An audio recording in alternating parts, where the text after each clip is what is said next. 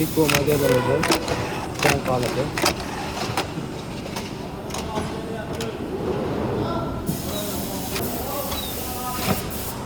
Quritmadan chiqqandan keyin ikkinchi qizil rangi. Qizil rangi osilgandan keyin yana quritma.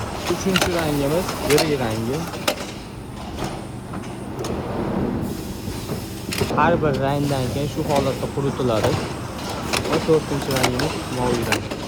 Moviy rangdan keyin sariq rang.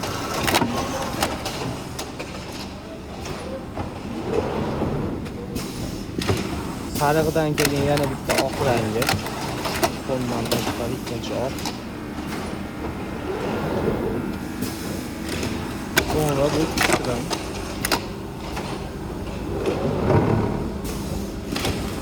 Asosiy kontur qora rangimiz.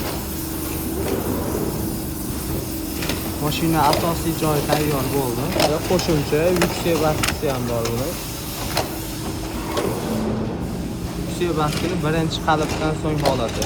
Orada yana bitta quritma. Bu yuksak qalbda ikkinchi rangi. Oq rangi.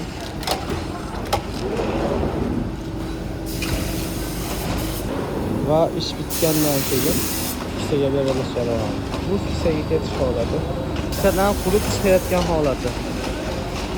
Bu mana tayyor holatdagi printimiz. Bunisi yuksak, bunisi oddiy. Tayyor ishimiz shu holatda ko'rinishda bo'ladi.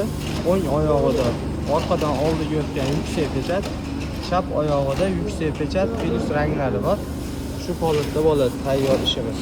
Apparatimiz S-Rock 20 rangli.